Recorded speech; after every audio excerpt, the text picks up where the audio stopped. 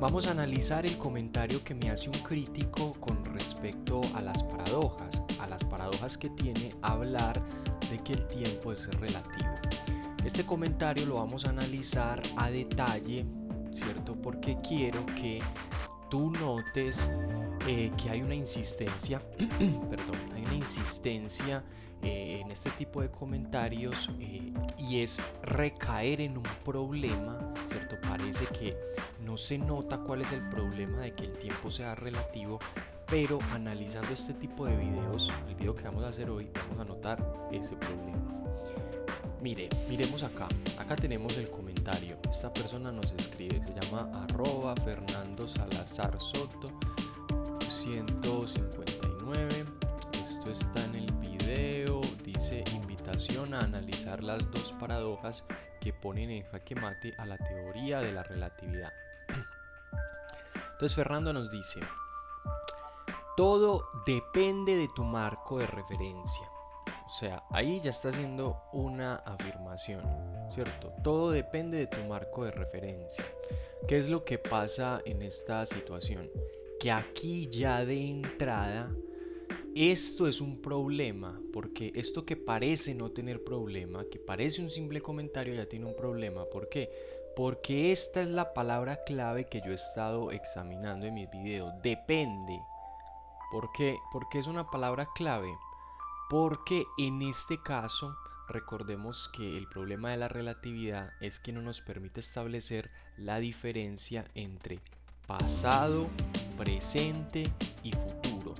Y al no permitirnos establecer esa diferencia, ¿cierto? Termina diciendo: no, eso depende, ¿cierto? Como que, o sea, literalmente es algo que yo he estado parodiando, ¿cierto? Como poniendo un argumento gracioso para que se entienda ese problema. Y es como si alguien te dice: oye, ¿cuándo existieron los dinosaurios? Tú, a la luz de la relatividad, vas a tener que decir: ay, depende. O sea, no vas a poder decir en el pasado existieron los dinosaurios, sino que eso depende, ¿cierto? Esta situación a la que cualquiera podría responder tan fácilmente como en el pasado existieron los dinosaurios, con la relatividad eso no se puede responder así, porque el tiempo no funciona para la relatividad de manera lineal, ¿cierto? Como si tú tienes aspiraciones a futuro, ¿cierto? Habría que, lo que la relatividad te diría es: ¿a qué futuro te refieres? ¿Aspiraciones a cuál de los diferentes futuros? Tú te quedarías como, pues, en el futuro. La relatividad te diría: no, es que hay múltiples futuros. Entonces tú quedarías como así. Que la relatividad te diría: no, es que eso depende, ¿cierto? Depende. Te dejan la extrañeza de no hay una diferencia entre pasado, presente y futuro. Más bien todo esto existe a la vez, todo esto coexiste, todos estos diferentes tiempos existen. Y uno queda como así, o sea, no hay una linealidad del tiempo. Y la relatividad te va a decir: no existe, no hay un tiempo universal. Entonces, ese es un problema en el que nos mete la relatividad, porque nos dice: depende. Si yo voy a hablar del pasado, te va a decir: depende, algo así como: ¿de qué pasado me estás hablando? Yo, pues el pasado normal, el pasado donde antes hubieron, no sé, exagerando, donde antes ocurrió el Big Bang, donde más antes tal vez no tenemos suficientes respuestas, donde luego pasaron los cavernícolas, luego vinieron otras épocas, y etcétera, y llegamos hasta acá, a ese pasado. Para la relatividad esto va a ser como: no, estás planteando una linealidad, ¿cierto? Y esa situación de extrañeza la genera la relatividad, o nos hace creer que somos nosotros los que tenemos el problema y no la relatividad. Y en la situación extraña en la que te deja es como si tú quieres hablar de pasado, presente y futuro, te va a decir: depende, ¿cierto? Hay algo supuestamente que depende, o sea, queda como en el aire. Entonces, por esa parte, digamos que ahí se está sosteniendo una extrañeza.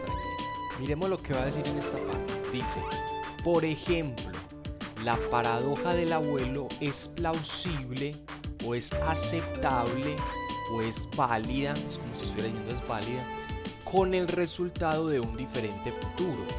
A lo que hay que decirle es que no es posible que la paradoja sea válida, porque la paradoja genera una situación de imposible, una situación que no permite a la teoría de la relatividad que sea válida.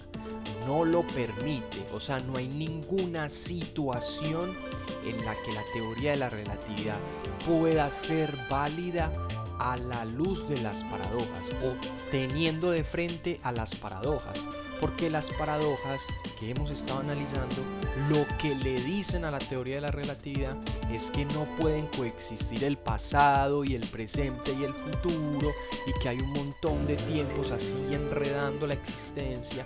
Lo que le dicen las paradojas es que solamente tenemos el tiempo presente.